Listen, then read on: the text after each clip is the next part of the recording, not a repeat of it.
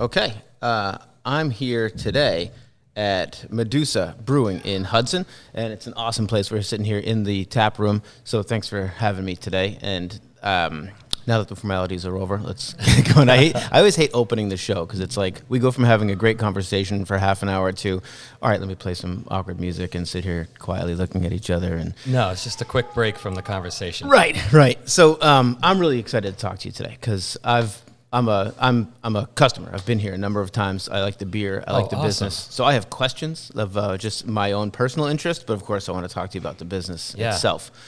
I think before I get into what I'm wondering about, a good place to start is just tell us about it because most people won't know Medusa, at least not yet. So tell us about the brewery. What makes it a special place? What makes it yours? What did you build here? Yeah, so Medusa is the culmination of what my partners, Keith Antle and Tom Sutter, and I enjoy about, drinking beer, how we make beer, and the experience that we want to deliver to people. And every brewery's got a story, of course, but ours is, we set out to create a space that we wanted to hang out in ourselves. Like, where would we want to drink beer if we were to, go to a brewery? What would we want it to look like? Yeah. And this wasn't just something we threw together that had to work, or let's make the beer and then we'll figure out the tap room later. This whole thing was designed around this room, which is why it has this atmosphere to it. And so we want people to be able to sit, enjoy it, get to know one another.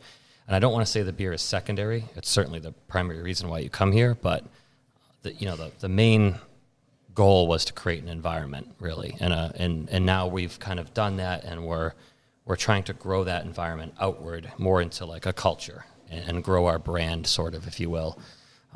So this is sort of a very organic display of who we are and what we like to do. Like, you see, you got Jimi Hendrix paintings and Beastie Boys and Bob Dylan and, all these crazy artwork around you, and then, colorful neon chalkboards on a brick wall. It doesn't really make a lot of sense sometimes, but it's just a lot of different ideas thrown together, and it works. Yeah, it does. And that's one thing for people that haven't been here, at least not yet. I think what's cool about it, too, is the fact that it's got the community feel where, there's certain places you can go to drink a beer, or there's places you can go drink beer with your friends. And this is more one of those where there's a place to sit. We bring our kids here and they play with the blocks, and there's games and there's other stuff in the other room. At least there was before last. Yeah, right here. I can see them. Yep. So you guys are part of the community, which I want to get into more as we go, because I've seen from the outside a lot of work that you've done, not only with the town, but, to bring life back to the downtown area here. You're part of what's happening down in Hudson, making a difference. And I think it's cool, but what I was getting at is you also allow restaurants and other places to have food in here. You don't serve food, so you make it like an easy place to spend a lot of time, an easy place to facilitate other businesses around town, just to make it like kind of what you were saying, a meeting place, a place to spend some actual time. Where some breweries, it feels like, thank you, goodbye. Yeah, and that's a big thing, especially going into this new 2020 year. Like, one of our goals has always been, but even more so now, is just to kind of provide an experience that you don't really get typically. And I think that's kind of where the industry's headed too, is breweries, you can't just open up in a garage anymore and say, the beer's available, come up here and, order at the counter. I think you have to have something that's a little bit more, more inviting, easier for families, obviously, because that's just become a part of American culture. Definitely. Visiting. Much more than a bar. But you see families at breweries, you don't see them at bars. Right, exactly. Yeah. And it's, I don't know, I think it's just because, a bar is there for a purpose, which is just to purchase alcohol and resell it to a consumer, where at a brewery you're visiting people who are actually making it. Yep. And it's a craft. Yeah. And it's local. It's got a community around it. It's a thing. It's like being at a local restaurant. Someone's putting work into what you're taking part in. Exactly. And it's something where everyone can kind of, especially at in this new taproom environment that's become wildly popular now. There's a lot more freedom for the brewer.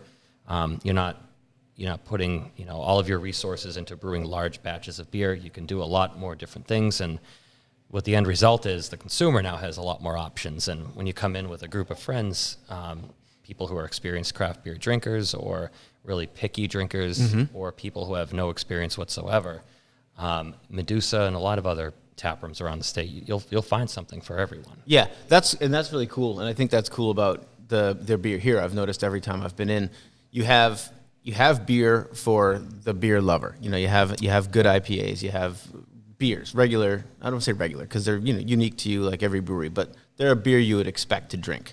And then you have a bunch of other beers that you seem to experiment with and you create. What leads you there? Was that since before Medusa existed? You liked experimenting with beer? Is that a part of the culture here? Yeah. So Keith Antle, I'm Keith Sullivan, and Keith Antle is my business partner, head brewer. He so everybody calls me Sully. It makes it easier. But when I met him, he was a I don't want to say acclaimed, but everyone knew him in the Worcester homebrewing scene. He had been brewing for a long time. And that was his thing was every Memorial Day and every Labor Day, he would have a cookout at his house. This is all before kids, of course. And his keezer, if you will, his homebrew, serving setup was not just 2 beers. It was like 8 to 10. Wow. He'd have jockey boxes. I mean, he just brewed all the time. And he was really he learned a lot of his chops on brewing classic styles. One of which is a beer that we have on tap right now, our 80 shilling, or our Scottish export. Simple beer to drink, but a beer that you have to really know what you're doing to pull it off and brew and ferment it properly. So he would have these parties with, the who's who of the Worcester beer scene there. And word got around. And yeah, and when we started designing this whole tap room and everything, we're like, what's the beer program going to be like, the philosophy on beer? And he's like, let's just have a Labor Day party every day. And so that's kind of the premise behind it, was like, just keep brewing things and Keith has certainly stayed on top of the cutting edge in terms of brewing, things that are wildly popular in the moment, but we don't want to rely on them to stay popular. Sure. So a lot of our, portfolio is beer that we feel is never going to go out of style. Stuff like our Golden Ale Luminary, it sounds boring to say Golden Ale, but if you sit down and drink it, right. It is our most popular beer. Right. Good beer is good beer. Good beer is good beer. Exactly. So it's been a challenge, kind of, picking and choosing what we're brewing, during certain times. We've had, some issues where the menu's almost all IPA, and we never want to be that. Not the whole menu, but I mean right. 8 out of 10 beers. And we've really gotten a good pace with it this year and last year. And, right now we've got 18 on draft, and it's probably like 4 or 5 hoppy beers, 4 or 5 malty beers, light, Belgian, sour, German beers. I mean, and they're all good. That's the key, because they're not always all good everywhere you go. Yeah. I think that's cool too with the IPAs and a golden or pale ales, where people almost, in the craft space where they want to be in the forefront, people almost turn their nose to, because IPA is so popular, they almost don't want to do IPAs. But at the same time, if you ask 9 out of 10 craft beer drinkers, what's your favorite kind of beer? It's IPA. Yeah. People love IPA, right? So it makes sense to at least have a few different takes on everybody's favorite kind of beer. So it's smart. You gotta give people beer they want to drink, and then let them experiment and let them come back. They might want to drink. They might love Laser Cat, right? I know that's one I like, and that's an IPA, right? Yep. They might like that, and then they might try one of the crazier flavors or something new. And you guys have awesome names too. Who comes up with the names? 9 out of 10 of them is Keith. He likes coming up with names that make people think, and a lot of them are double meaning. Like Moffat, the one I was just talking about, 80 shilling is it's a Scottish 80 shilling or Scottish export, but it's also named after Alan Moffat, who's a musician, Scottish musician, Aidan Moffat rather, sorry. There's just lots of different takes, and it's funny because the customers ask, why the heck do you call the beer that? And that's where the conversation starts with the team. Definitely. I've noticed that too here, and when I've been here, and it goes for a lot of local breweries. But the bartenders, or whatever they're called, beer tenders, or they're friendly, and they don't mind talking about the beer or about the place or just talking in general. And that's another difference, I think, that, like we were saying, there's a difference between a bar and a brewery with families. And I have nothing against bars, but they're not typically as personal, because I don't know why. It's a different feel. Maybe because it's not a passion brewed thing. I think when you're, I don't know if it's just the way we run the team here, but everybody has a role, a very important role. Like if you're, serving beer, it's because you're representing what we make, and everyone here is required to be knowledgeable about it. So everyone has a stake in it, if you will. And maybe we just run a good company. It's my first business, so it's hard to say, but most of our team has been here for 4 years, almost 5 years, some of them. Yeah, I've noticed repeat faces when I come in, which is really cool. We don't have a lot of turnover, and when people leave, it's typically because they're moving or going somewhere, and I just think people are invested in this, and they're along for the ride with us. We don't all know where it's going, but kind of the realization you come to as a business owner, though. Even if no matter how much you do your plan before you open it and how ironclad you think it is, you don't know what next year is. We don't, and we're in an industry where there's a lot of question about where is this going, and everyone's got an opinion. Is it going hard seltzer? Is it going, craft spirits? And a couple of years ago, everything's going session, and that, they just came out with numbers this year saying Imperial IPA is selling more than it ever has. So yeah. What about non-alcoholic beers? Have you ever experienced with brewing those? We don't have any experience brewing those, but I have noticed that is certainly something that's increasing in popularity. Yeah, I know some brewers are investing in equipment to do alcohol extraction, and it's an expensive process to do right. Is it? Yeah. I don't know anything about it. Yeah, I don't really know a lot about it either. We haven't done it yet. We haven't done it yet. I know Keith is pretty familiar with how it could be pulled off, but I'd rather just kind of make some low alcohol stuff like our Berliner Weiss, and some of our session beers are all in the 4% range. That's good. Berliner's in the 3% range.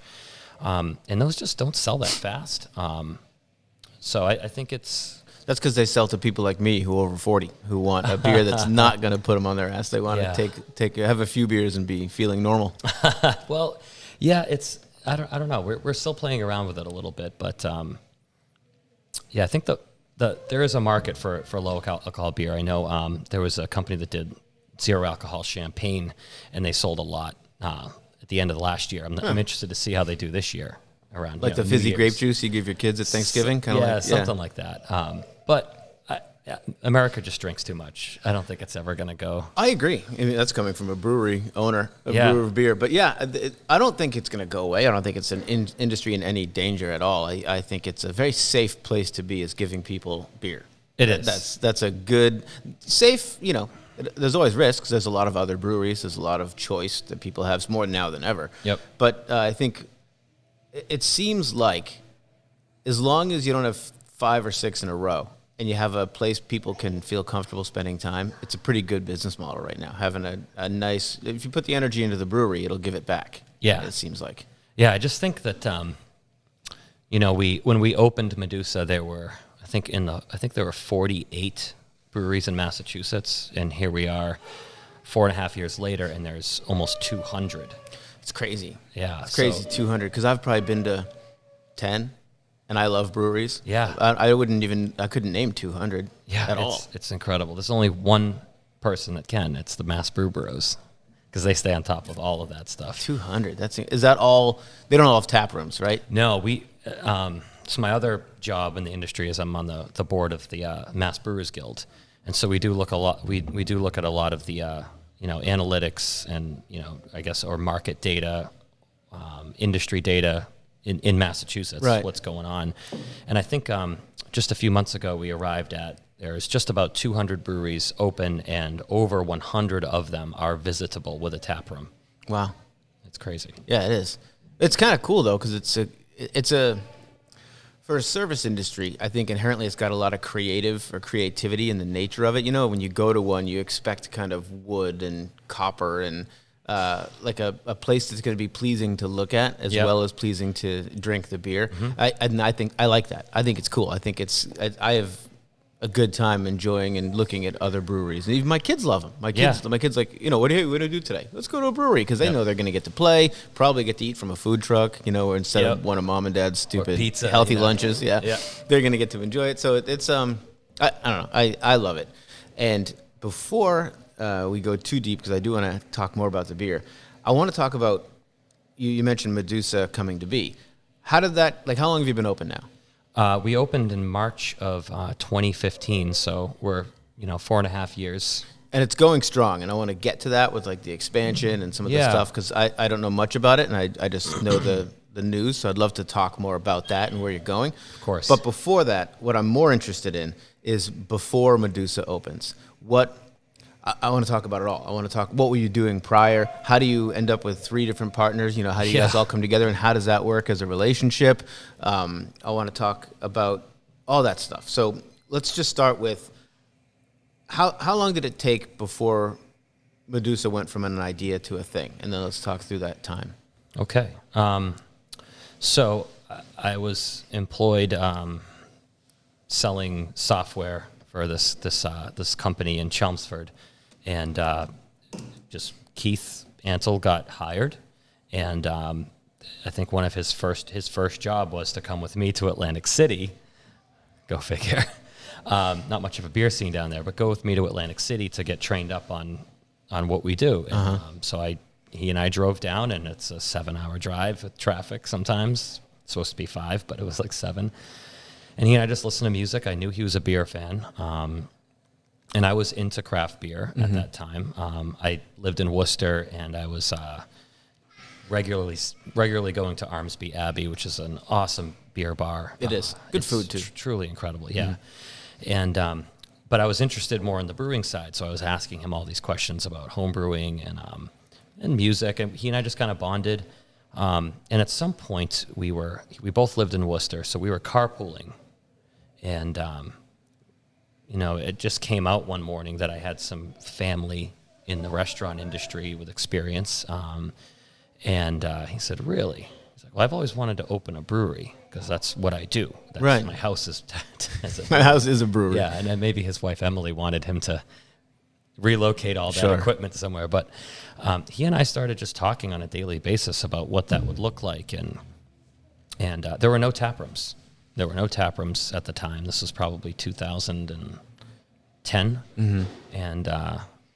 and we talked about it. We looked at some spaces, and we realized that to do it right, to do what we wanted to do, we needed to be millionaires, and we had no idea about how to raise money, and so it kind of fizzled out. But it was good, because that period of time sort of, I guess, if you will, started this idea that remained an ember.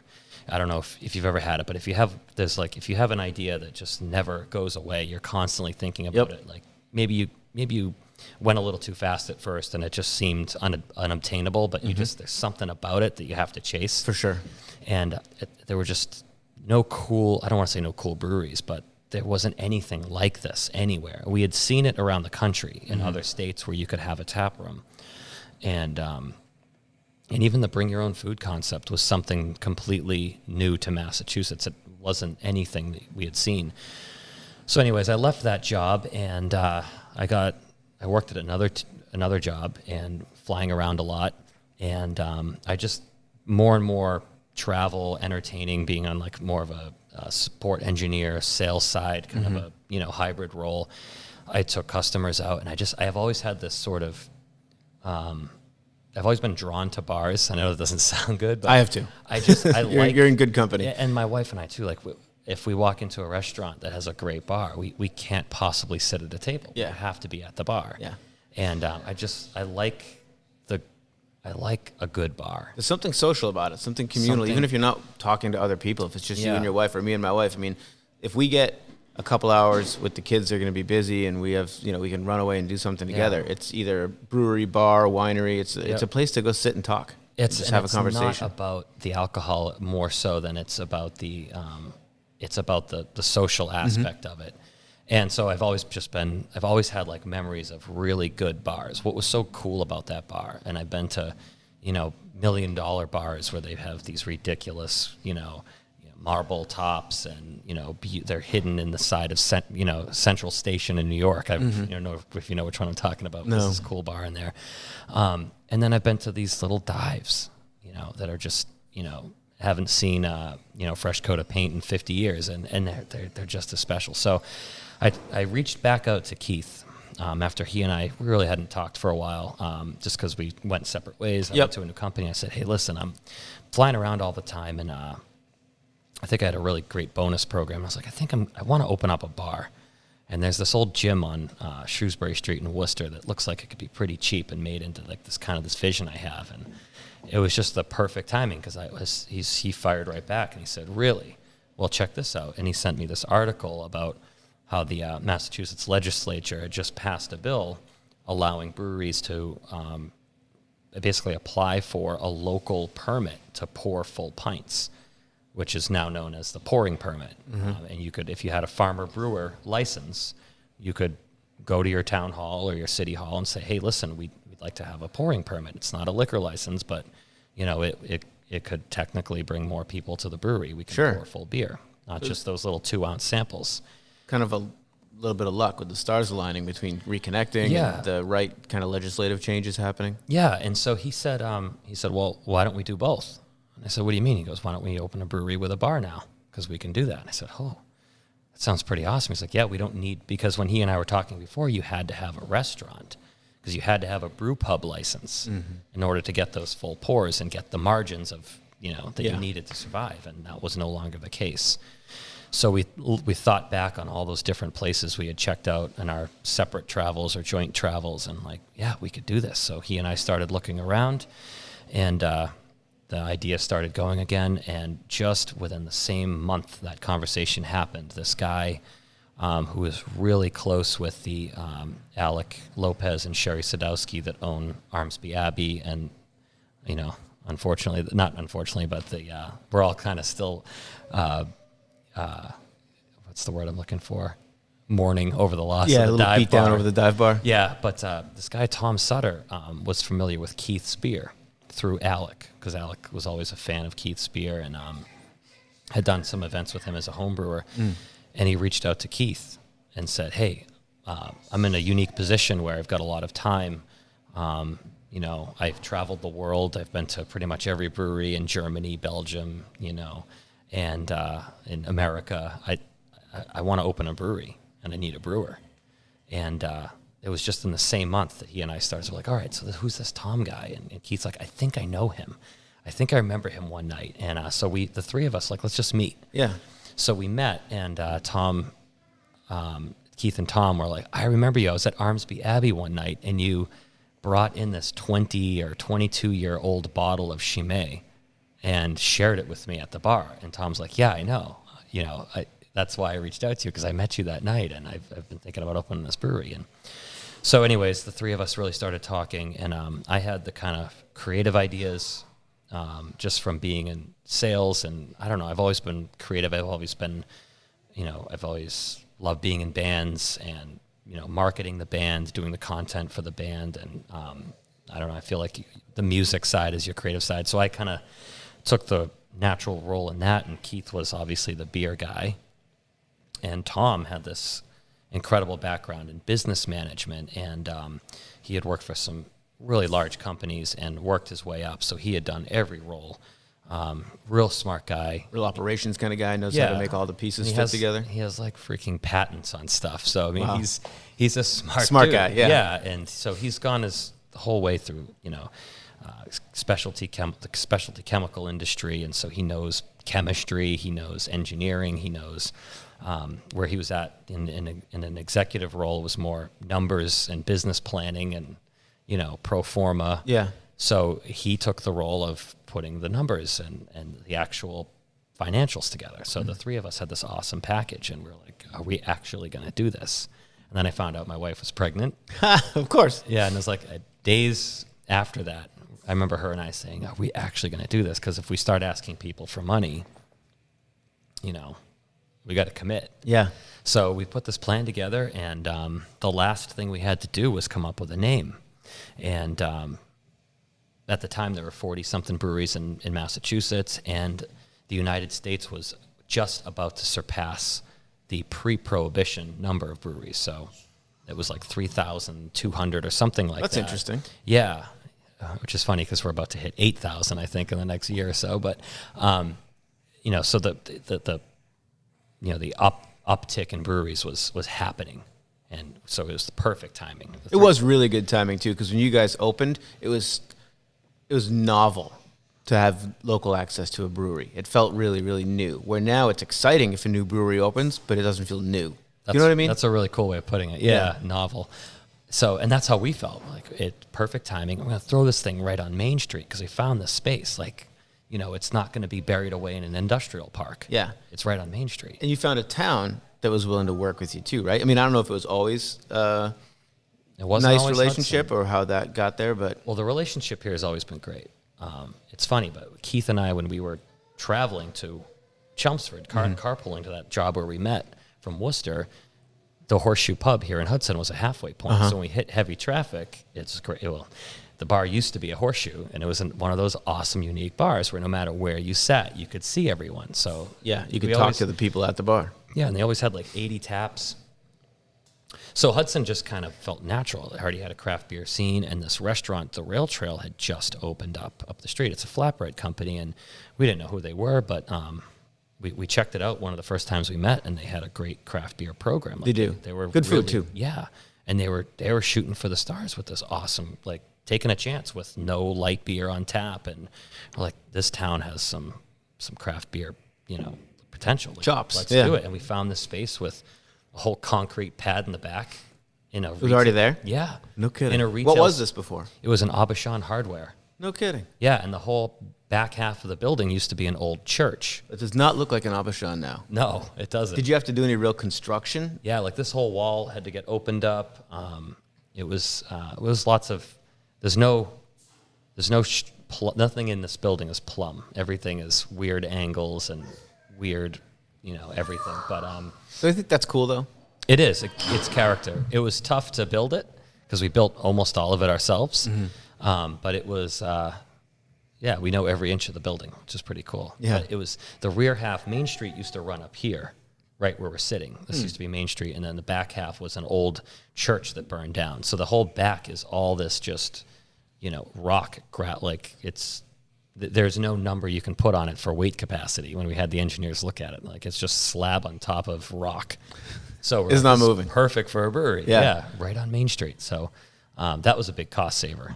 And but anyways, we thought up the name. It was really funny because we kept going back and forth about all these dumb names that were tied to a theme that would just completely, imprison us. Lock to you that in, yeah. name. Yeah. Even the ability to grow. And then Keith just out of nowhere said, well, I came up with this name and this logo, the same logo we have today. He's I came up with this name for a beer label, for a homebrew bottle a couple of years ago. And it just hit you. And we're are you kidding me? That's perfect. So, Medusa kind of incorporates a lot of mystery, story. There's a bad side to it. There's a good side to it. It's a little dangerous. Little dangerous, yeah. And it's really worked well for us. The brand itself is awesome.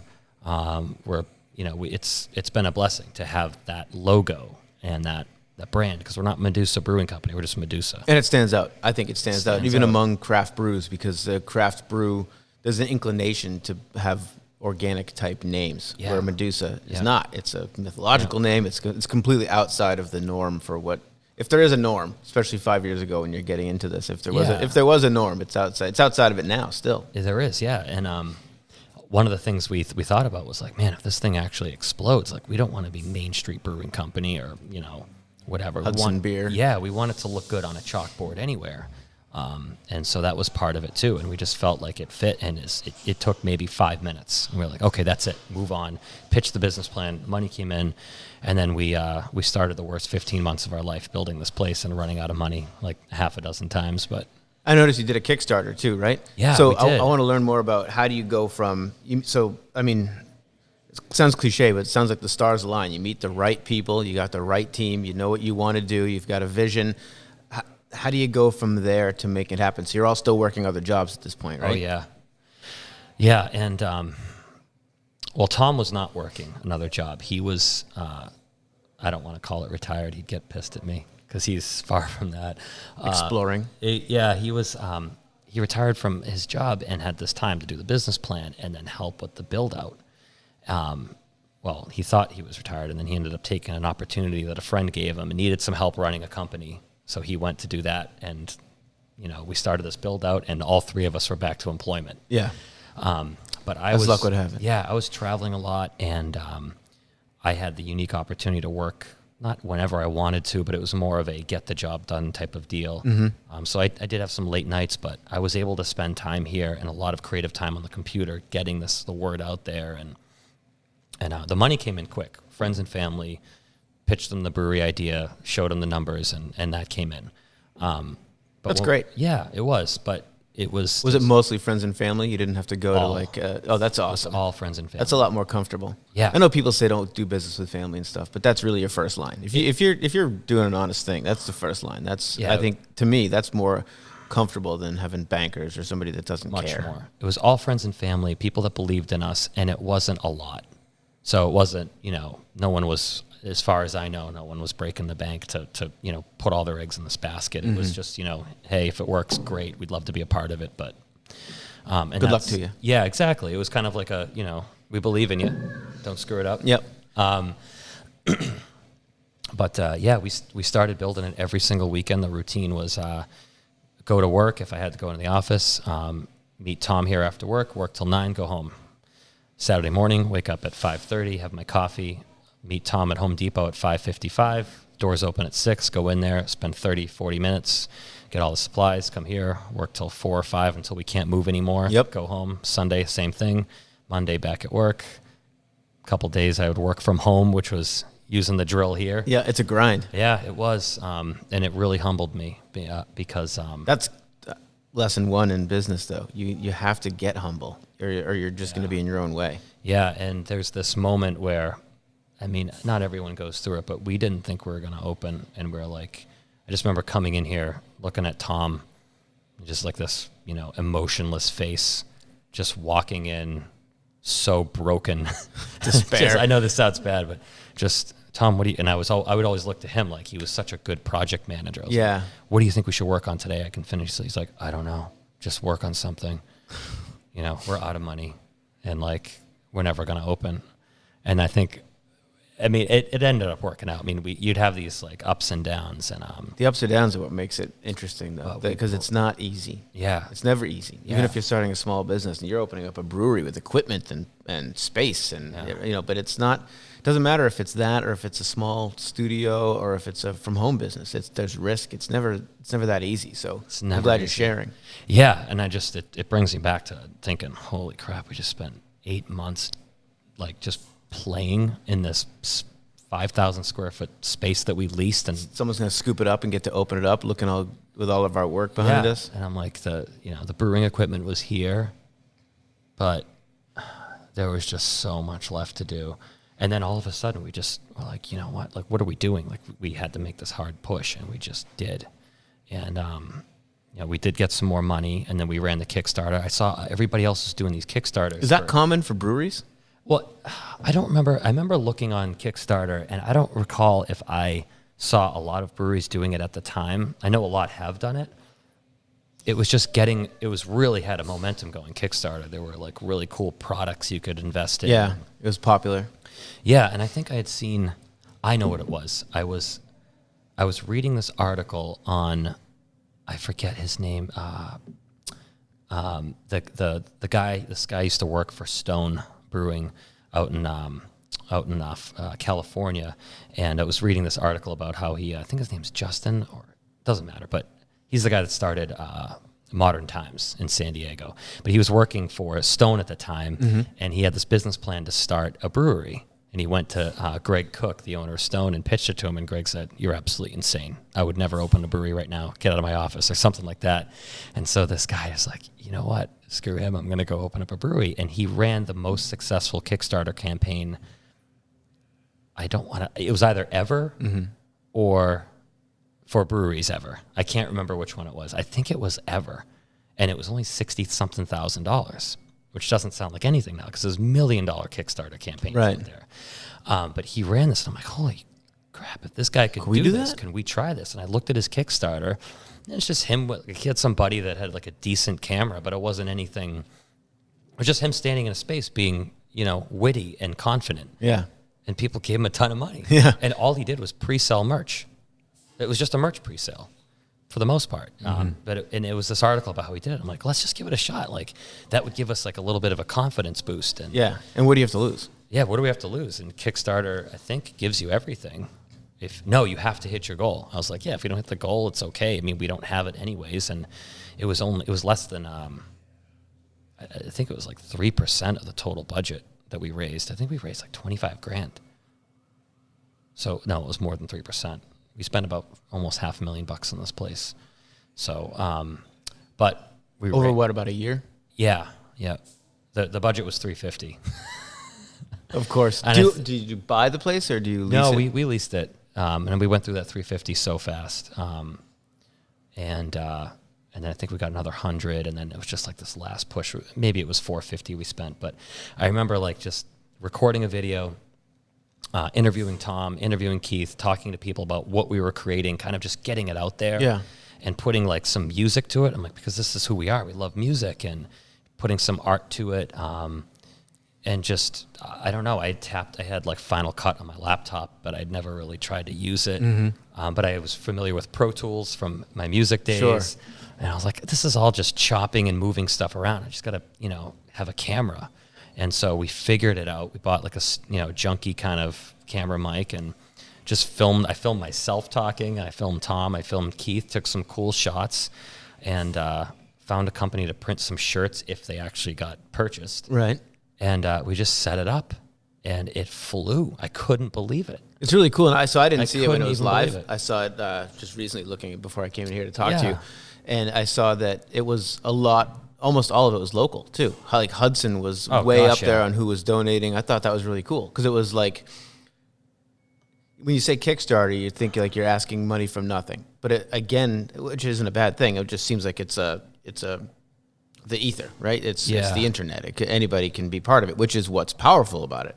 But then when I looked at the donors, I thought it was really cool that's what I mean. I hope that you guys, if you want to be, are a nationwide success and more. But I think what's also really cool is the local ties, and that's what makes it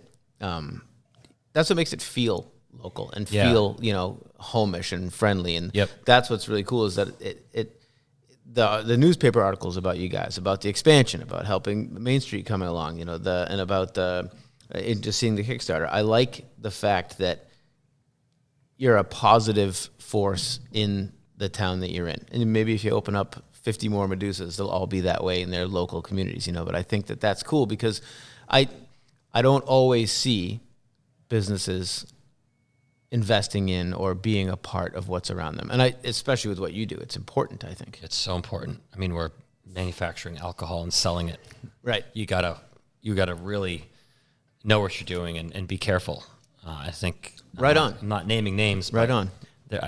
You have to be mindful of that fact that you're selling a substance, and it has a really good side to it, but has a really dark side to it. Yep. And it's something that I think requires community support to do well. We don't want to just be some, Well, if nobody comes in the door, you don't do well. Right, exactly. Right? I mean, it's a community, and people have to want to spend time in it and spend their paycheck or part of it. They have to want this to be part of their fabric. Right. And do you guys sell your beer outside of here in stores? But you didn't always, right? We didn't always, but it's a thing that we're very proud of. No, it's good. But there was a time when you didn't, right? No, we didn't need to. People would have to come here to get the beer, and it was local. Yeah, and when you're doing the tap, when you're running a tap room, I mean, you sell as much beer as you possibly can in the tap room because that's the lifeline. Straight. That's the margin right there. It's you can't compete with that. Right. You don't have to can it. You don't have to put it on a truck. You don't have to move it. You don't have to have relationships with the store and see if you can get shelf space. And exactly. And try this. Back to the Hudson thing. When we first opened, it was just this outpouring of support everywhere and all across town, and we enjoyed that for 2.5, 3 years of just doing taproom and a little bit of kegs here and there to see, hey, maybe we can bring some extra people in here. This Hudson thing is blowing up, and we've brought a lot of people in already. How far do you get people coming in? In general, it depends on what we're doing. Some of the events we do, we have people travel for like an hour or two. Nice. I mean, that's a big draw for a local But watering hole. Our heaviest visited zip codes, like if I look at Google Analytics for directions, is Boston, the 012, and then Hudson.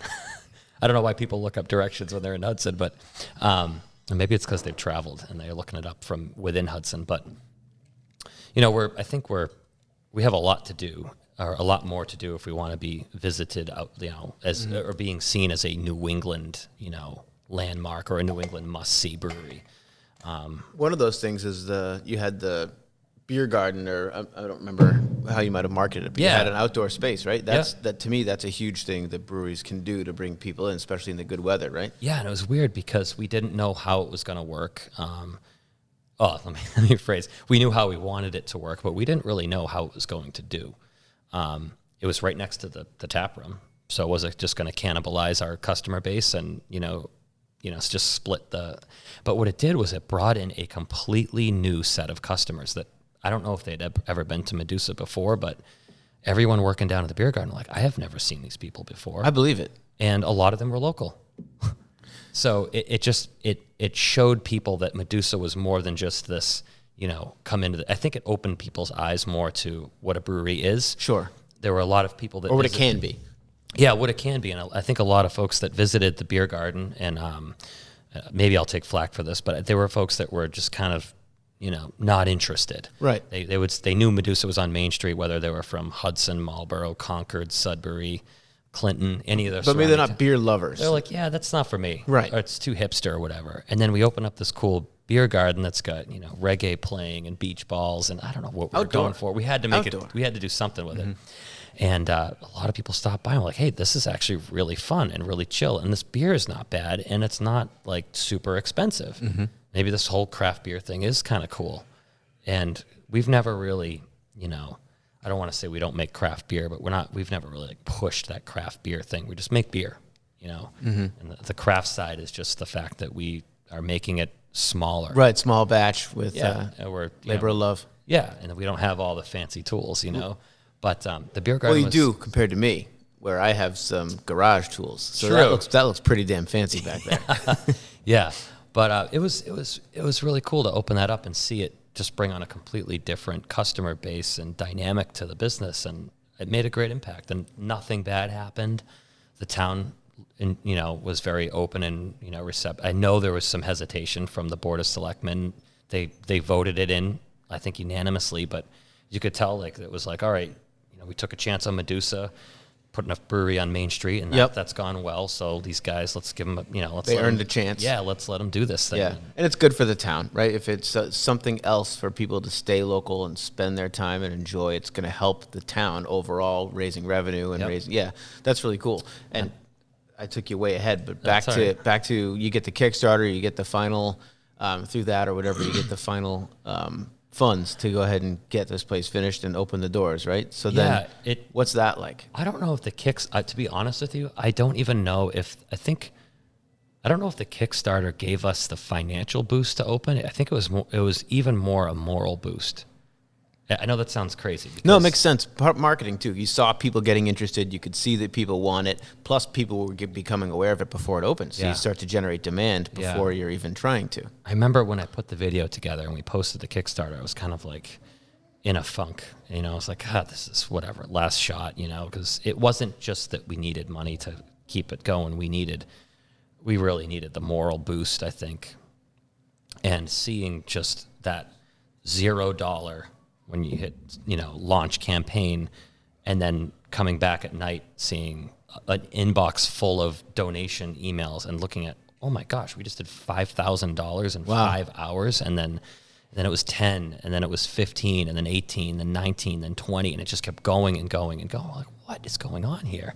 And I just remember seeing all these people saying, can't wait to see Medusa open. Can't wait to have my first beer there. I'm like, geez, guys, what are we doing? Like, let's go. Yeah. And the rally cry. Yeah, so we were in here just pounding nails, and I remember my buddy John helped me finish building the bar. My mom was even screwing stuff in, and everybody just was like, let's get this damn thing open.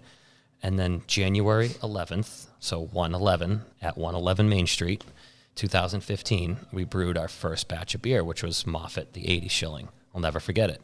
And 3 months later, we opened, which was pretty cool. How many beers did you open with? 8.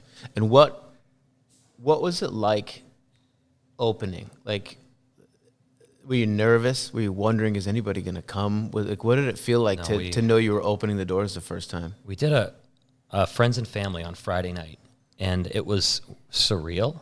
It's just seeing everybody that helped build us, like our good friend Matt, who built all these beautiful mahogany tables out of old school bleacher seats. Cool.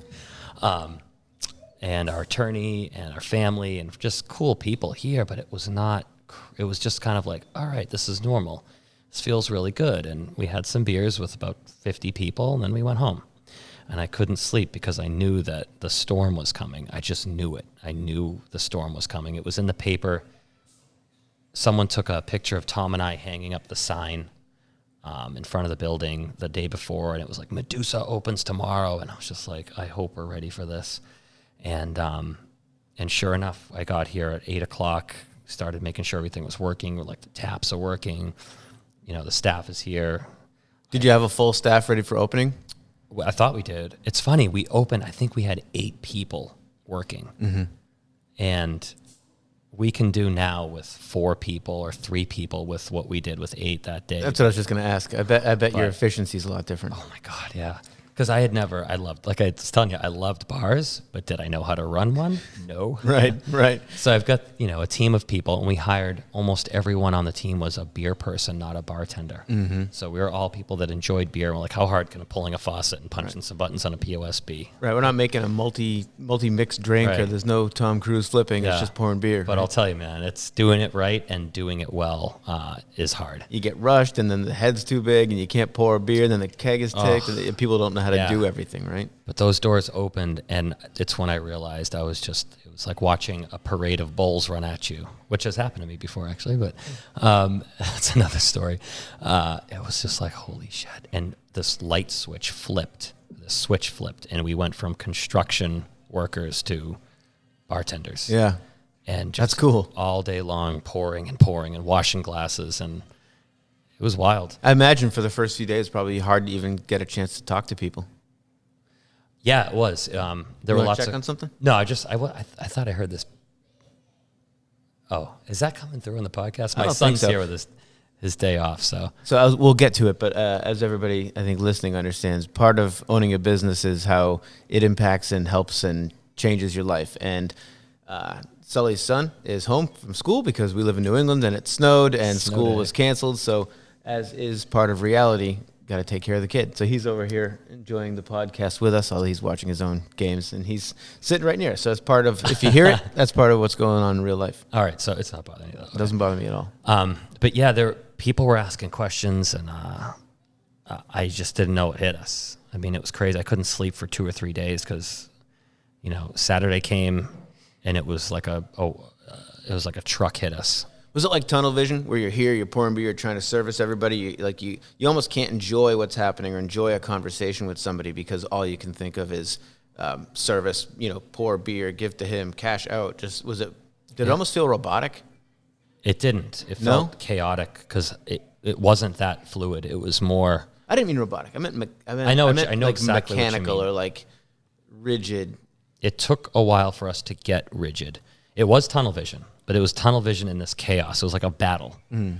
I don't mean to make it sound crazy, but it was just so busy, and there was no let up. You just had to constantly be pouring beer. It's really great, though. There's worse problems. And cleaning and trying to catch up, and it was a crash course in how not to run a bar.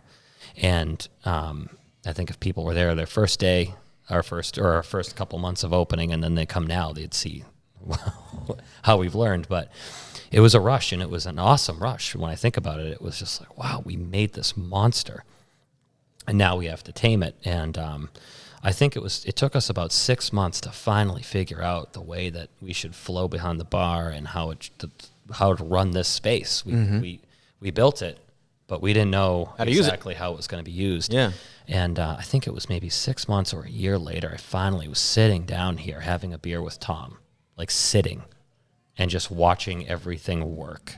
and watching people dancing, and it was packed. I think we had a line out the door for some event with a doorman. We were at capacity, and everybody was laughing, smiling. The music was awesome. The lights were flickering. The beer was perfect. And I was just like, holy shit, we made this. Yeah, it's happening. And that happens every once in a while. I have to check myself and be like, hey. You should. You need to. Yeah, it took a little bit of luck, I think. Timing was very important. Little luck and a lot of grit. Yeah, a lot of grit, because I could never describe how hard it was to open this. Yeah. No matter how many people I talk to or just how many friends I've got that own businesses, grit is always the number one component. Yeah, and now staying open. You know, you mentioned to me before we hit record that you've had one of your businesses for 20 years. Yep. And it just blows me away, because we're getting into year 5, and I'm not saying we're doing bad, but it's getting more and more challenging. We've got more competition. You know, you can't make a new beer every week. You can't continuously grow your customer base. You kind of cap out at where it's going to be at.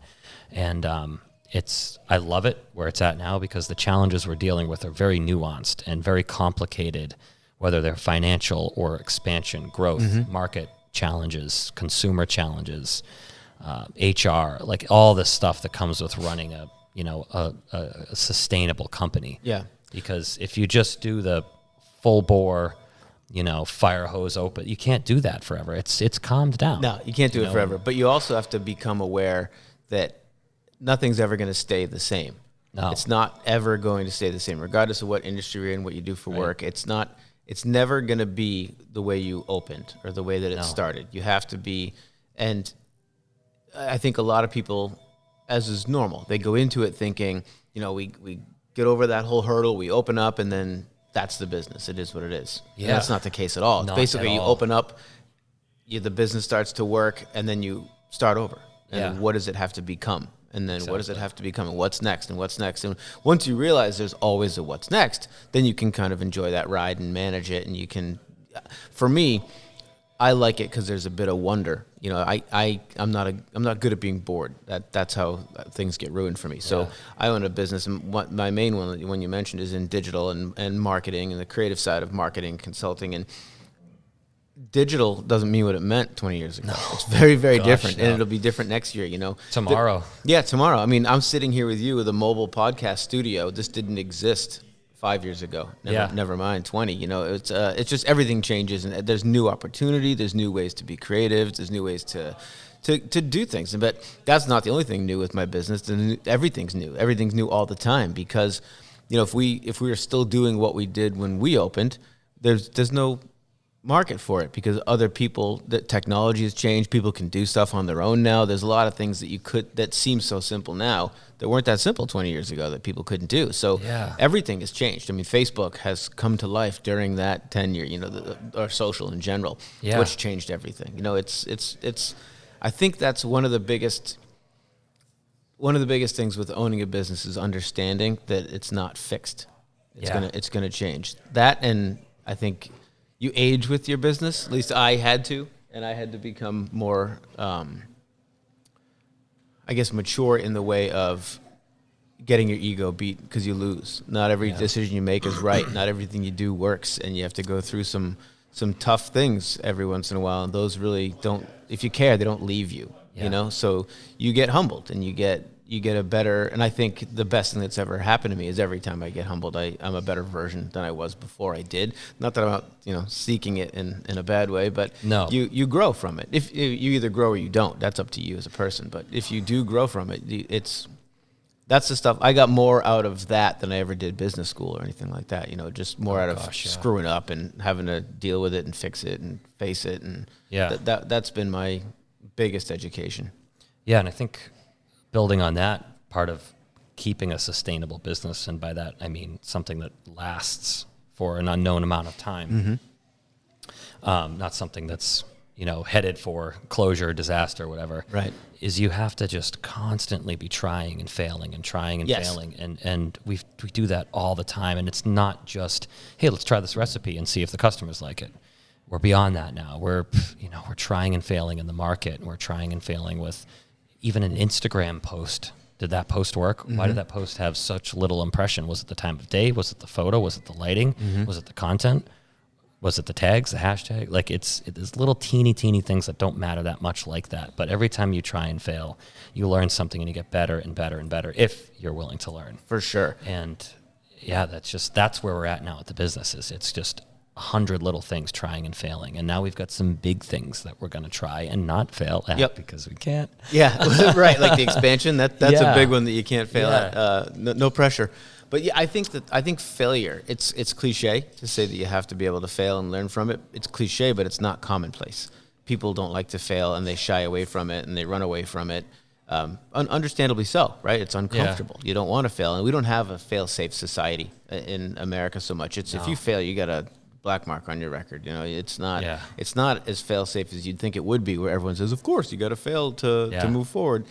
But I take that home with me. And from babies, I've raised my kids that the way you move forward is failure. Like with whatever they're doing, whether it's learning how to read or playing hockey or snowboarding or anything that they're into. Jiu-jitsu is great for that because you're always going to fail because someone is going to be. I'll take you. I need to get some time. I'll take you. It's fun. It's the best thing because it's an ego killer, but in the most hug-friendly, fun way you could ever have your ego killed. Yeah, because you have no option. Sometimes it's just and it's very real because you find out in 5 minutes or less. Probably less from me. Yeah, well, less for most people. But anyway, it's very, very fun. I'll take you if you want to go. It's awesome. But yeah, I bring that home with me, and I've been very careful with making my kids understand that a failure is not an embarrassment. It's what you do with the failure, or if you do nothing with it, becomes an embarrassment. If you take that failure forward, if you fail forward, then you can do something with that and become better at whatever you were doing. I said, no, they both have athletes they look up to, like any kid. Yeah. And I've gone very carefully explaining that person didn't just get there. It wasn't day one that they were that person. LeBron James isn't LeBron James from day one. No.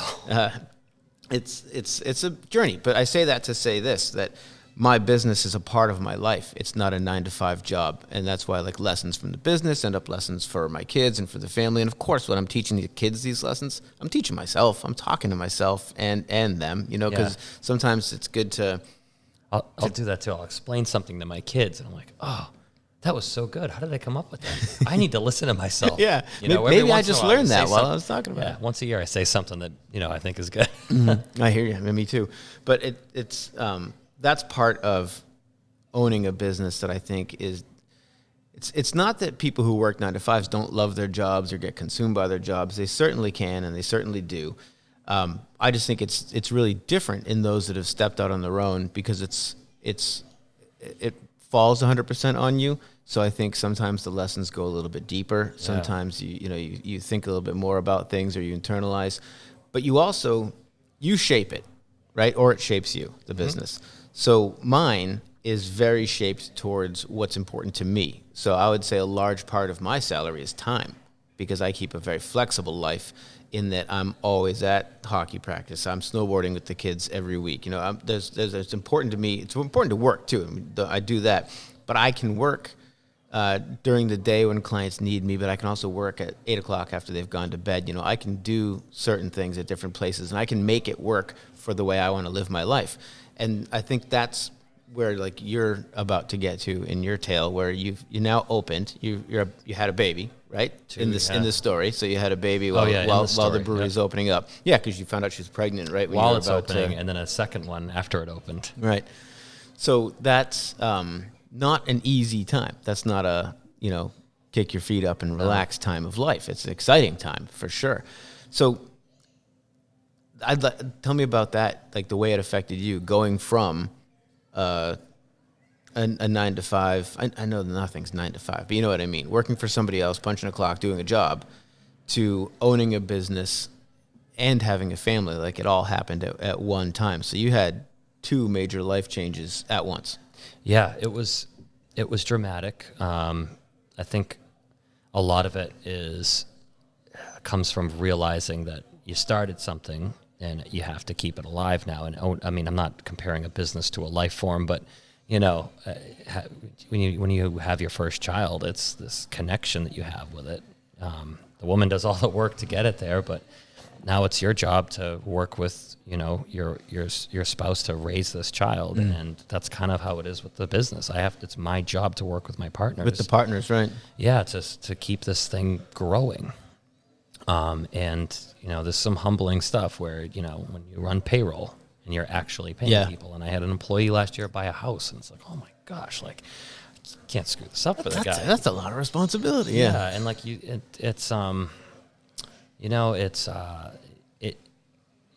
there's that whole side to it, the responsible for others side to it. And then you start consuming the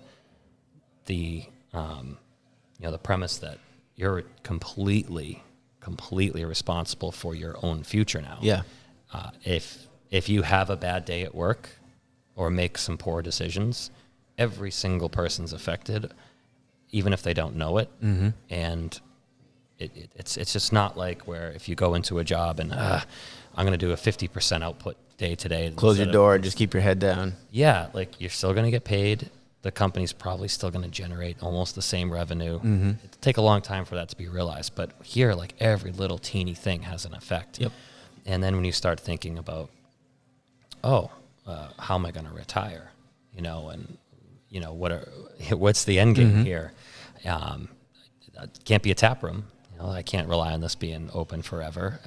I don't know if I want to, is it just beer? Is that my life? And these are the things you think about. How do I keep, I want to have an enjoyable life, and I am, but that's one of the things you think about all the time is you created this thing, but how do you mold it to work for you as well as provide a career and successful opportunities for other people? And it's not just about you anymore. Because I think a lot of time when you're at a job, it's just about you and you're just getting your check. Yeah. And that's how I was a lot, and sometimes it's cool to participate in big projects, big sales wins, whatever. But at the end of the day, you're still going home and, you have different things you do, but this is all I do. Right. And there's always reminders if you work for a big corporation, there's always reminders that you can be replaced. Oh, yeah. That's constantly weighing on you that, they don't. Well, my partners and I joke with tomorrow. each other all the time that we can replace each other. But that's really great that you guys work well together too. My business is me running it. I was the lone founder, but I've had other businesses in the past that were partnerships. Some good, some bad. Yeah. So some were great, and through the tenure of the business they were awesome, and some were just bad, and they were bad they didn't start bad, but they got bad pretty quick. And sometimes there's people you're not going to work well with, and you guys seem like you met under lucky circumstances, and it seems like it's still going well. I mean, you're expanding. I want to hear more about that. That's huge, right? Yeah. The expansion. It's huge. It's a very taxing thing, and I don't know if it's luck, but just the three of us have the right mindset. We're all aligned, but we're all different enough, and we stay in our lanes, and we don't have any problems as a partnership. We work through our issues. We work through our problems at the business, and all three of us, want the same things. We want to grow this thing as far as we can get it. Yep. And we have those ideas in mind. We're not looking to grow this thing to be a unsustainable growth model where there's no end and costs go up and margins go down, and before you know it, you've got You're a commodity. Yeah, it's 300 people, 400 person company, and you don't know the person that was hired yesterday. I just don't want to go there. So our plans really are we've really kind of embraced the fact that we are a lifestyle company, I think, and that's something that and by that I mean we want to provide a brand and a culture to people that, creates what am I trying to say here? We want to project this culture that has a brand that sort of, is encapsulates it. And at the same time have a lifestyle that our employees can enjoy working here. It's not, working in a brewery can be rigorous. It's long hours. It's laborious. Physical too. Yeah. Yeah. And it's very physical. Whether you're, moving kegs or throwing 55-pound grains of bag by the pallet, up on a rack, or you're pulling an 8-hour bartending shift that's equivalent to running like probably 7 miles or something while serving beer. Yeah. It takes a lot. And, we're doing well here, but our next stage, I think, is really going to define us as that lifestyle company. We're capping ourselves at a certain amount of beer we're going to make so that we're not constantly shooting for the stars. Not always on the chase. Yeah, everything's comfortable and well paced, and by the time we get to that end goal, we'll have a couple. I mean, you have to get to your goal before you realize what your next ones are. Sure, We've of got course. a whole bunch of other things we're thinking about, and we kind of need to see where the company goes with this next stage. But Is the beer garden coming back? Is that going to be a fixture for seasonal thing, or does the expansion get in the way of that? How does that come together? the beer garden is where the expansion is. That's what I thought. going. Yeah. So we figured. We've hit.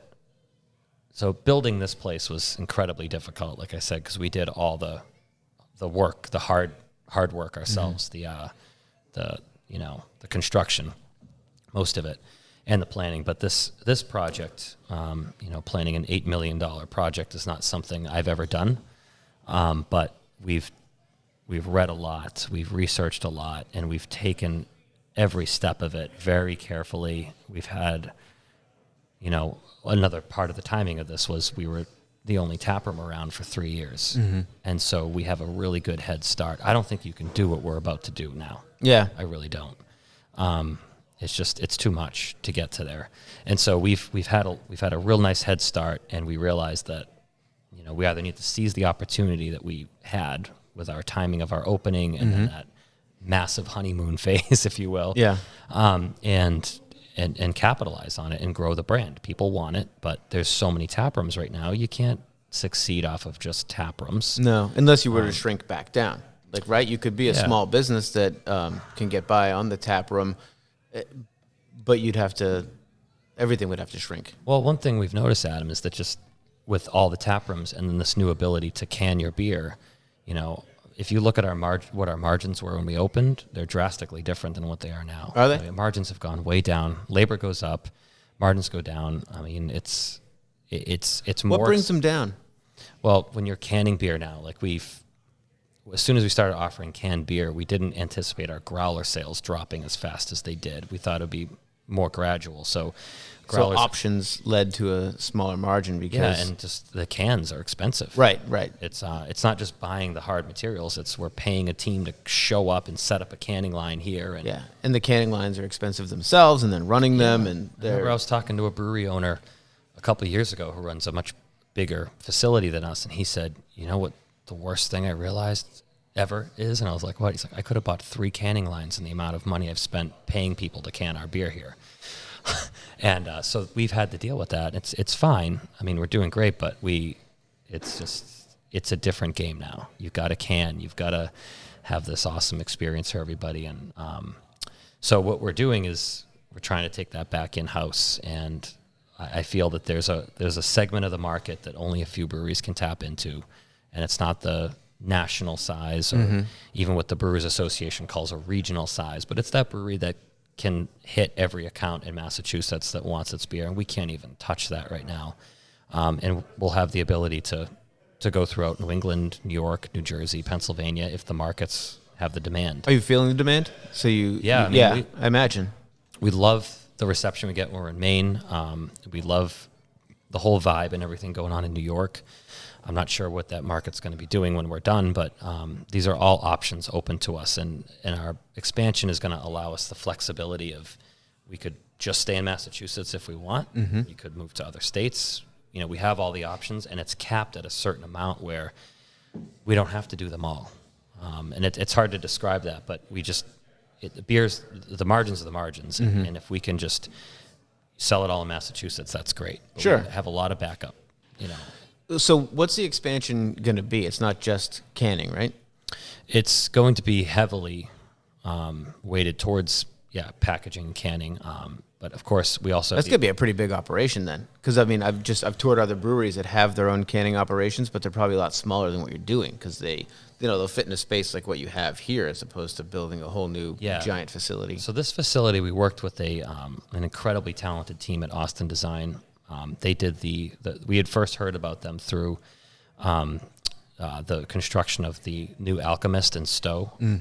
And seeing that facility, seeing the layout, the operational flow mixed with kind of architectural artistry, if you will. We were kind of drawn to them because we said, we've got this opportunity to expand right next to our tap room. Right. It's uncanny. Uncanny. I did not mean that as a pun. But it was just, the land was available. It's the last piece of undeveloped property in Hudson.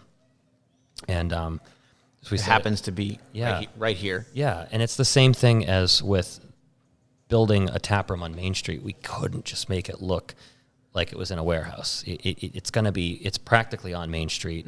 We've committed to growing the town of Hudson. I don't want to stop this wave that it's been experiencing. So I don't want to say we're spending double than what we could, but it's a lot more expensive to build it on the land we're building it on and in the current circumstances. It's not, off in the woods somewhere. Right. On a ton of land. It's on a very constrained property with downtown. Water on one side, streets on the other. It's urban. I mean, it's not conventional, and it's not, people would say it's not the smartest move, but what we're trying to do is really landmark ourselves here, or anchor ourselves as a landmark here. Well, and having an anchor, for the business, that's something that I think can go a long way, because as beers age, if there's nothing but a label to it or a flash, then I think they come and go. Yeah. And beers that have histories, or beers that have a soul behind them, it sounds a little too deep, but you know what I mean? Where there's something behind it, there's something to it. They tend to stick around longer because people identify with them. Yeah, even if they've never been here. Yeah, exactly. And our, Laser Cat, our Imperial IPA, it's just that we can't make enough of it. And we've even started brewing it in Boston at Dorchester right now, just to, I don't want to say test that market because we've already done that, but feed it before we, get our facility going. And that's our plan, is just we're going to, this tap room will remain operating, the 15 to 20 different options. And then the production facility is going to respond to that brand demand out in the market. And it's not going to be 15 options, obviously. It'll be, carefully planned, branded, marketable products that we can get out there consistently. So are you adding a lot more brewing capability as well as canning, or is it you can do plenty here and you just this will just basically I don't want to say we're going to pull capacity away from here, but this is just going to brew beer for here. And then over there, it's a completely new brewing setup. At the time, I believe it's going to be the most efficient brewery in the Northeast, just by the way that the brew house works and how efficient it will be. Through the design? Yeah, through the design and how the engineering of the brew house itself. It's a mash filtration system. So we're actually, we don't mill the grain into, we don't crush the grain. We're actually milling it into a powder and getting 100% extraction. So it's a completely efficient process where we then press the mash to get all the liquid out, as opposed to just draining it basically through a strainer. Right. So that will save us a ton of labor, a ton of cost, and allow a very small brew house, which is, people look at that land and say, how are you guys going to brew that much beer there? Well, we can turn our brew house 3 times a day in the amount of time that it would take a normal conventional brew house to turn twice. So you can add one whole shift to everyone. So it's a 30-barrel system. A 45-barrel system, it would take 13 hours, 14 hours or so, depending on how it's set up, to brew 90 barrels, 2 turns, where ours can brew 30-barrel batches. I think the breakdown is it's 8 hours or 7 hours for the first one, and then, I think it's 5 hours, 4 hours, and 3 hours. It gets quicker each turn. That's cool. Just because of the way the system works. But I could be saying this wrong because I'm not the brewer. Yeah, I understand. But it's efficient. We've seen the system. We've played with it at other breweries. And the point is to build something that's not labor intensive for our team, can pump out a ton of beer, doesn't have a massive amount of cold storage. Cold storage exists. If people want your beer, they're going to buy it. Yeah. So we're going to brew beer. It's going to go out the door. We do have cold storage, but we're not planning on warehousing. You're not going to hold it.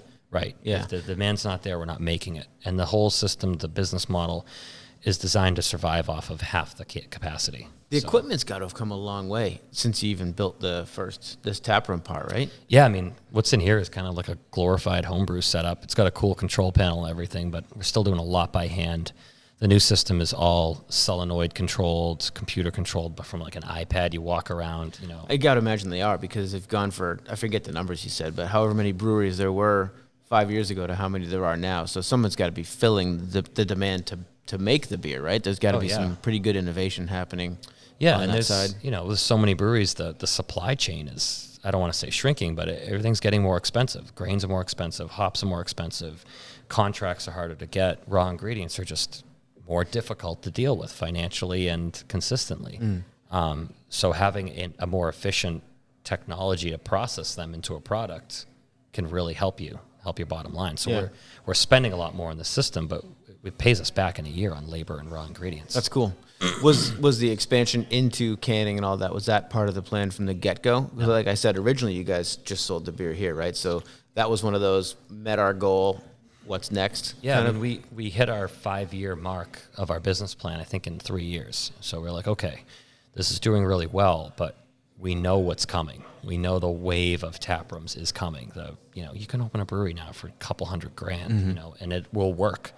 So we knew this wave was coming. We're not going to enjoy these numbers forever. Like, what's the next step? And do we react, or do we just sit there? We built this whole thing, and people want the beer. We've played around with the distributor, and we can barely give them what they're asking for. And we know the market's out there, and just kind of researching our position, our product quality, our product branding, and everything. And then looking at what that market was doing. Like I said before, there's a small spot where there's just only a few breweries that compete. So you got the whole taproom scene, right? And we're all competing with each other, but it's a fun thing. Right. But then there's the segment above where you've got your Harpoon, Sierra Nevada, Boston Beer. They can hit any state they want. They're making a ton of beer. They're contract brewing. But there's this other little pocket of breweries there where you have to make enough beer to make your distributor happy and be a top brand for them. So that they bother with you. Yeah, right? Exactly. But they don't want to do that with these tap rooms. But they also don't want to, like, it's like it's being just big enough to still be cool because you're still so involved in that product, but it's big enough to work with a good partner where they can get your beer out consistently to accounts that and what we're seeing now is the liquor stores, the bars, even the venues, the stadiums, everything, they're getting sick and tired of this rotation nation thing where everybody's getting the small, 5-gallon kegs. They're like, God, this is just, I am spending so much time. He's like, I must have spent, people probably spend half their labor costs in a beer buyer sitting in front of a computer trying to figure out what to order for the bar next. Yeah. And, all the liquor store owners we talk to, the new ones, they're fine with it. But the ones that have been in the game for a while, like, this shit has to end. So I feel the market is demanding a brewery that can respond with consistent, stable products and a brand they can recognize and depend on. And if people want the rotation, they just go to the brewery now. Yeah, for sure, definitely, right? And that's become a part of the brewery's soul is having that tap room where people can go and touch and feel it and enjoy exactly it. Right. But there has to be a balance that you got to work on to be cool while being a mature enough business that you can meet demand, you can be reliable to your suppliers. I mean, exactly what you're saying, because you see other beers that were once craft beers that now people tend to roll their eyes at, or it's just not cool enough. It doesn't mean their beer's not delicious. It doesn't even mean they're not innovating. It's just it's like in other worlds where coolness is a big factor, and it's a big one in beer, right? Yeah, to have your reputation. So you said you were a skater before, so was I. Well, That's never very good. But. There's like a street culture, or in snowboarding, there's a culture of cool, right? Yeah. Where Burton is an awesome company, but it's not a cool company to the snowboarder kids nowadays. They have the number one riders in the world. They do great in the Olympics. They make great equipment. They, by all intents and purposes, Burton is awesome. Yeah. But people don't. But they lost the coolness. It's like buying a Toyota. Yeah, exactly. Although the Supra is pretty sweet. It is the new one. Yeah, it is. Although the new Teslas are going to kill everything. Yeah. So it's hard to. Yeah. It's hard. I love cars. I like and the new Supra is really cool. The new Corvette's pretty badass. And I don't like Corvettes, but the new one it's an animal. Yeah, it's an absolute monster. It's the dying breath of the combustion engine, and it's awesome. Yeah, it is. It's mean, and there's a lot of fury behind it. I think we'll see the the best muscle come out in the next 10 years as it just fizzles. Yeah, and it's a sad thing because I love the sound of a V8 God, yeah. or even a 10, but just the that lumpy, throaty, mean, ferocious explosion. But at the same time, like the new Tesla, they already have cars that do 0 to 60 in 2.8, 2.6. Like, it's not even real numbers. It's fake. I know. It's It's fake, but they do it. Now they've got that new pickup truck coming out that'll do 0 to 60 in under 3 seconds. Yeah, and like what? Power a whole job site. It doesn't even make sense. know. It's awesome. It's I love what's happening in cars right now. That's the whole reason why we're doing the expansion project, so I can get a Tesla. It's a good, and maybe wrap the Tesla in Medusa marketing. And all right, so maybe we'll do that. Yeah, they're cool. Yeah, super cool. But the cool factor, right? You mentioned Burton snowboards, and the culture of like, certain snowboarders have a draw to them. Mm-hmm. What is he buying? And what equipment is he using? Where is he boarding? Right. And how can I look like him? How can I? Yeah, and I think breweries have a lot of similarities to that, where you can't just make good beer anymore. It's and I don't want to say this the wrong way. It's not just about the beer, because everybody's making good beer. Right. And you're going to see, if you don't make good beer, you're done. Yeah. And you're not going to survive. But now it's the price of entry. You have to have kick-ass beer because every liquor store you go to is full of delicious beer. And by that, I mean Massachusetts has reached that point. I think, I'd love to just go move out to Wyoming or something and open a brewery with kick-ass. Yeah. Although maybe they have some great breweries now, but I feel that the brewery has to have the full package now, and being a brewer is like being in a rock band, or a band. You have to have branding, an image, a uniqueness to you. People have to not necessarily sing along with you, but drink your product and embrace what you do. Yeah, and embracing what you do comes with that whole the coolness, but also the quality. Where just speaking from my own experience, as a person who likes to drink beer, if I'm in a liquor store, I will buy brands. I like to experiment, but at the same time, if I'm having people over or I want to make sure everyone just enjoys the beer, I'll either buy beer from a brewery that I like usually it's local because it's a place I've been to, sat at, had the beer, and I know you're going to get good beer out of it, or I'll buy a brand I know. Like you mentioned, the Harpoons, the people out there that make good beer, but you know exactly what you're buying. Because a lot of it, the shelves have become full of a lot of beer, right? And a lot of them have awesome cans, and they look really cool, but there's the unknown. And I think a lot of the beers that don't have a tap room or don't have that root that we were talking about earlier, they're an unknown. They're an unknown until you buy it. So it's great to try it once in a while, but if you're having 30 people over and you want to make sure you have good beer, then you're buying beer you know is good. You already know it. Yeah. And I think that's like, you guys have that where I already know your beer is going to be good. I would buy one that I haven't had because I've been here a number of times, and every time I've had good beer. It's a reliability thing. Yeah. And that's a huge, it's one of those things you have to nail if you want to grow, is you have to have a consistent product, or my uncle, who's a great businessman, I was just on a trip with him, and he laid out 3 things that a business has to be. Actually, I wrote them down, I'll have to tell you, but one of them is like part of the product. And I think we've nailed that down, and we're ready for the next step. And I think our next step is not necessarily making more beer, it's growing this culture and the brand. And I see Medusa as a brewery that not only has a great beer and a great experience here, but we want to get that experience out. Yeah. And whether we need the volume to be able to do that. So we need a bigger group of people to be drinking our beer across Massachusetts or New England, because some of the stuff that we want to do, we need that bigger fan base. And how are you going to do that? Like, are you going to start looking into pop-up locations? And I've seen a lot of breweries doing that, where they set up shop in another town or another city, and they have a semi-permanent location where they basically expose people to the culture and the beer. Yeah. But it's not a permanent location or a new building, or is that on your radar? Do you see that happening? Pop-ups are great for, quick bursts of revenue. I just don't see them as a sustainable way to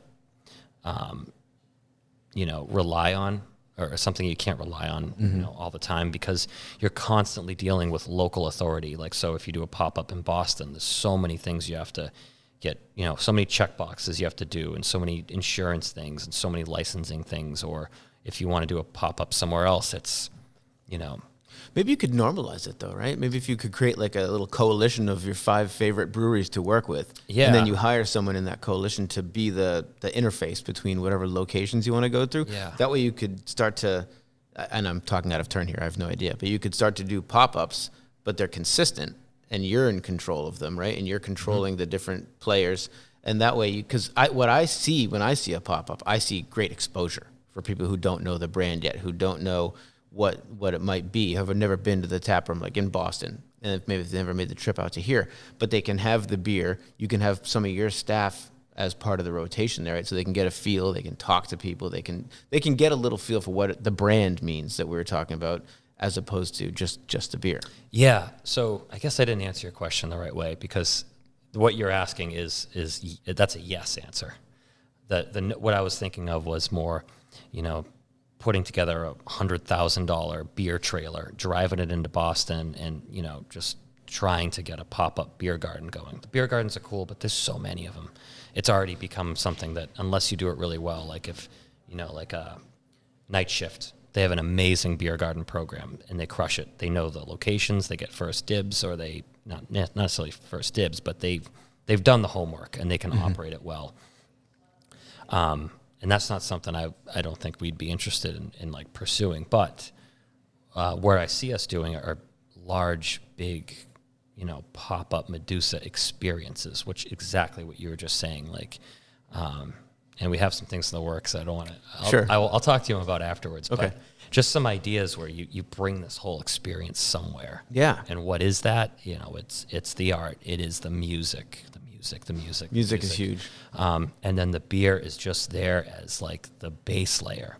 And that's The something. music can really tie the culture together, yeah. Bring all the people. Yeah, and we've just been killing it here with the music, and we're starting to realize that, hey, when we were talking before about failures and trying new things, we're like, we keep trying new things with the music, and it seems to be working.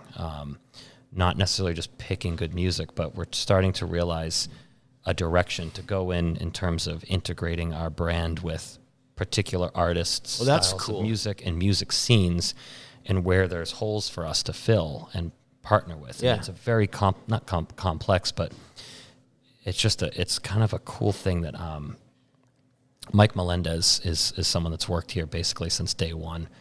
He reached out to me when we opened and said, hey, I want to open an open mic. And I said, sure. And that grew into him booking every band we have. And he and I we have some really good ideas for growing this outward. Well, that's a real evolution of the brand too, because it's going outside of beer and you're getting into culture. That's really cool. That's a cool way to, and it gives you some of that unknown, gives you some of the butterflies in the stomach, but where it might end up, you don't know, but it's really. Because if you look at the culture outside of, we're so focused on breweries are cool because they have cool tap rooms. But if you look at some of the more established breweries in the country, look at Red Hook, and I don't even know if anyone knows, but they host one of the largest criterium races for cycling ever. And they started it with Red Hook, but it goes all around the globe now, and it's this massive, massive cycling race. Harpoon does some awesome events right downtown. Their brewery in Vermont is awesome. I don't know if you've been up there. Windsor. But that's a great spot. Cool. The kids love it. There's so much to do. That's a really, really great spot. That makes Harpoon feel small. Yeah, it does. And I just think that's kind of like the next level. If you want to, you have to create something that's beyond the beer. Yeah. I guess I don't know how to say it, but it's, there are certain products, right? These headphones are really nice, right? Or this pod mic, they make great mics and great equipment, but no one gathers around and parties about it. We use the product. Right, it's a tool. And you're like, that tool's great. Right. I can rely on it. It's good. Yeah. And then when it comes to food, people consume the food, and then it's like, oh, that was a really great steak, or that was a really, really fresh broccoli. I don't know, whatever you want to say. Right. But you consume the food, it does its job, and it energizes you. But beer, for some reason, any kind of spirit, but it it has this whole other thing to it. It's, you know, it's a social beverage. Yep. It's consumed at sporting events, at concerts, you know, at the end of the day, or sitting down to meet someone for the first time, or by yourself. It's just this thing that we do as a culture. My two favorite aspects of beer are being together with friends and, you know, cheersing that first beer, or after a hot summer day and you mow your lawn, cracking a beer. Like those two things are so rewarding. And there's many other times I like beer too, but those two seem to be like commercial worthy, you know? Yeah, there's always something fun involved with beer. It's not like, all right, I'm going to have this beer and, shave, or, you know, I guess shaving is kind of enjoyable, but I don't know. You know what I'm trying to say? I do. I'm going to have this beer and vacuum at the same time. It's a positive. It's for at least most people on the way they experience it. And I think that, I could be way out of turn here, but I think that in the craft brewing world, you get a lot of people that enjoy responsibly. I think the scale is tipped versus other types of bars and other types of drink, where there's good and there's some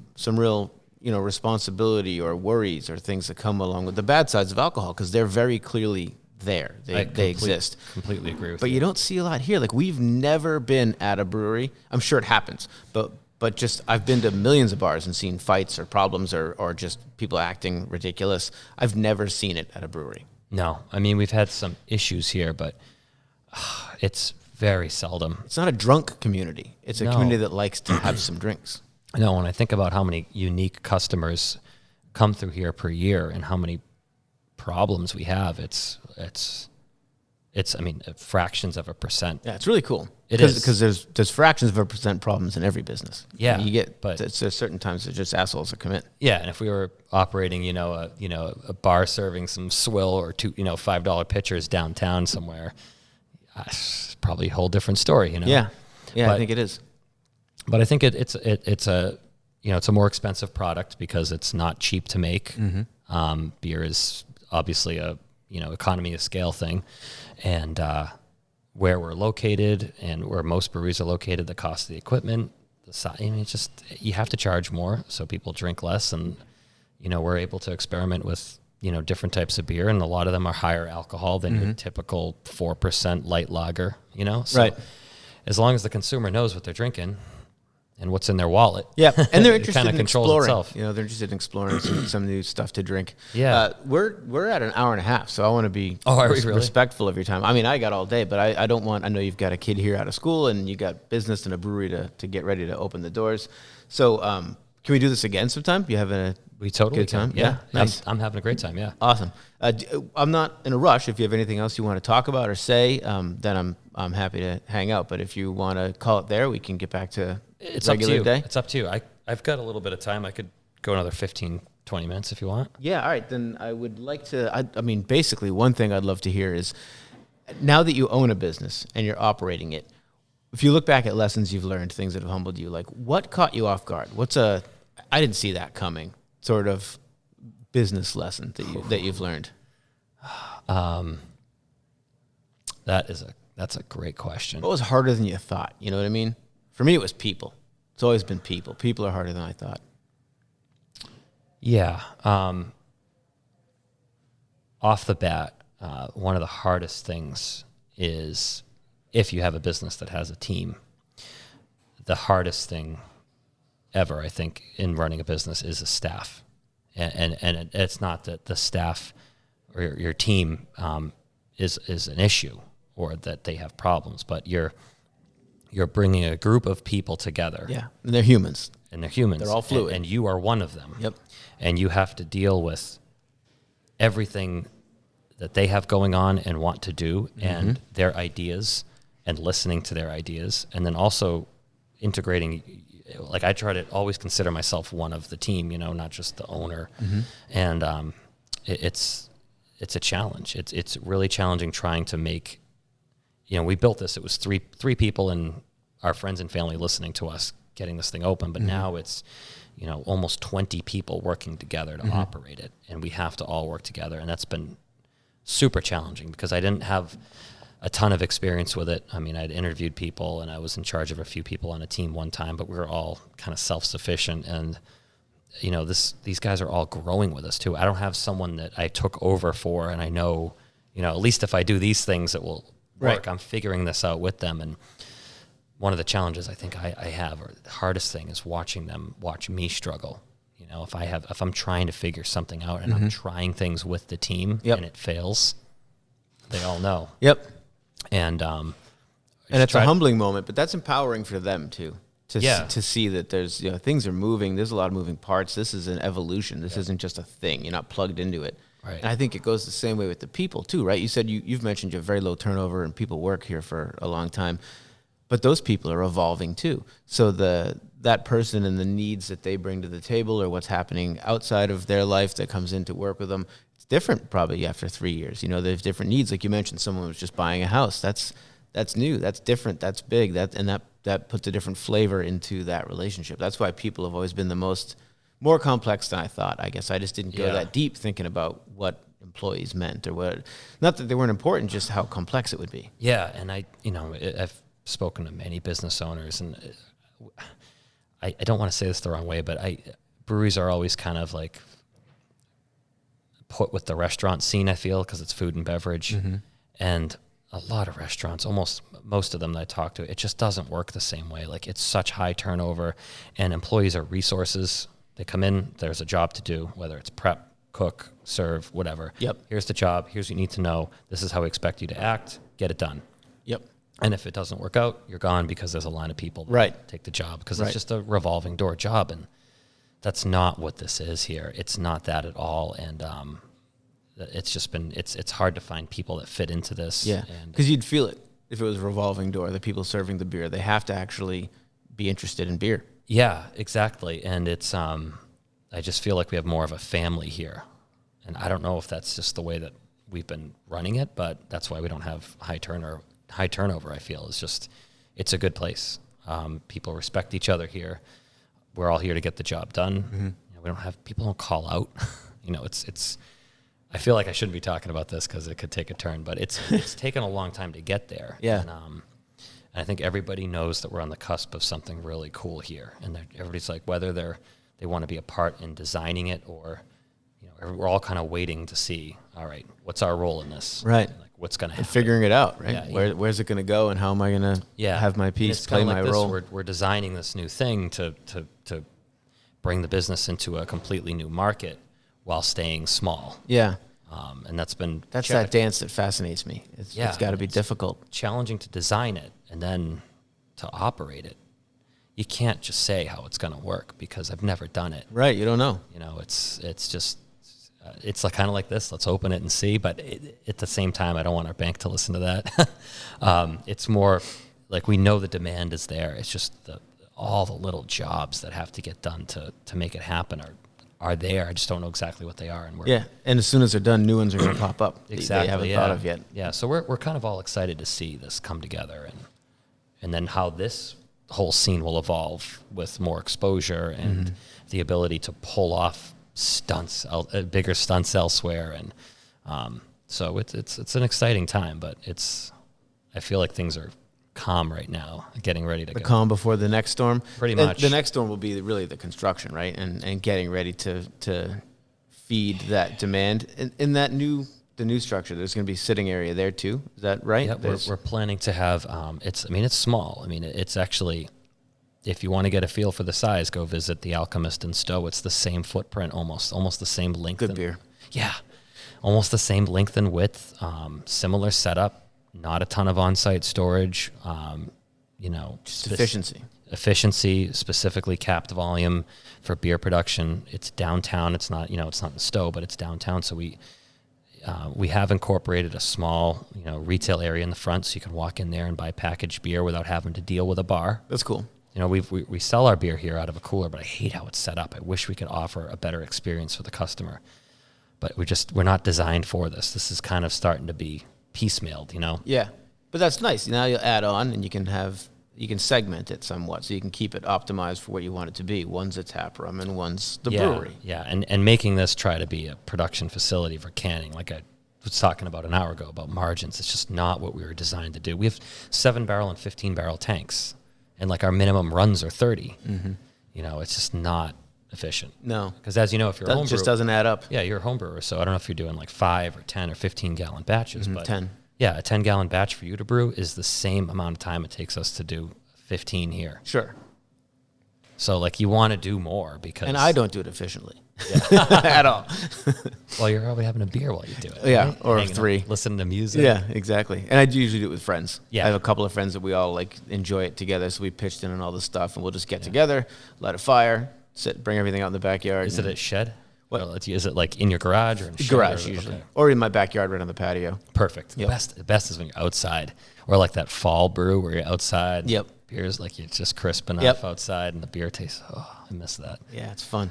But yeah, so we're looking forward. I think back to this, where we've got this is probably the best team we've ever had in place, and so Nice. we're really ready for what's growth, next. for what's next. Yeah, I can't wait to see what's next. I think that's a perfect note to end this and Yeah. say I'll come back again, and once things have gone where they're going next, we can talk about what Yeah. happens there.